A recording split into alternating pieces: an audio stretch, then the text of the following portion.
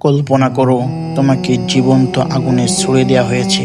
চারিদিকে হাজার মানুষ, সবাই দেখছে, সবাই অপেক্ষা করছে, আর তুমি শুধু হাসছো, কারণ তুমি জানো, আল্লাহ জানেন এটা সিনেমার গল্প নয়, এটা সেই মানুষের জীবন যাকে আল্লাহ বলেছেন খলিলুল্লাহ। ইব্রাহিম আলাইহিস সালাতু ওয়াস সালাম জন্মেছিলেন এমন সমাজে যেখানে সবাই পাথরের মূর্তি পূজা করত। এমনকি তার বাবা নিজেই মূর্তি বানিয়ে বিক্রি করতেন। কিন্তু ইব্রাহিম আলাইহিস সালাতু ওয়াস সালাম এক রাতে তারা দেখলেন, চাঁদ দেখলেন, সূর্য দেখলেন, সব ডুবে গেল। তখন বললেন, আমি মুখ ফেরাইছি শুধু সেই সত্তার দিকে যিনি আকাশ ও পৃথিবী বানিয়েছেন।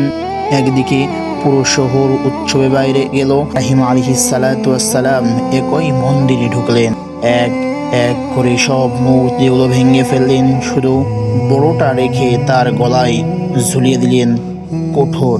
ওই বড় মূর্তিকে জিজ্ঞেস করো, সে দেখেছে।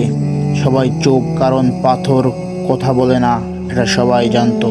জীবন্ত পুড়িয়ে মারো, ছুঁড়ে ফেলে দেওয়া হলো ইব্রাহিম আলাইহিস সালাতু ওয়াস সালামকে আগুনের মধ্যে। আর আল্লাহ বললেন, হে আগুন, ইব্রাহিমের জন্য ঠান্ডা হয়ে যাও। আগুন জ্বলল কিন্তু ছুঁতে পারল না। এরপর আল্লাহ তাআলা বড় পরীক্ষা দিলেন। নিজের ছেলে ইসমাইল আলাইহিস সালাতু ওয়াস সালামকে কুরবানি দিতে বললেন। বাবা রাজি, ছেলেও রাজি। দুজনে আল্লাহর কাছে সম্পূর্ণ আত্মসমর্পণ করলেন। ঠিক সেই মুহূর্তে আল্লাহ তাআলা বললেন, থামো, আর জান্নাত থেকে দুম্বা পাঠিয়ে দিলেন। এই ঘটনার স্মরণেই আমরা আজও কোরবানি দিই। ভিডিওটি ভালো লাগলে লাইক দাও, সাবস্ক্রাইব করো। পরের ভিডিওতে কোন নবীর গল্প চাও কমেন্ট করে জানাবেন। ধন্যবাদ।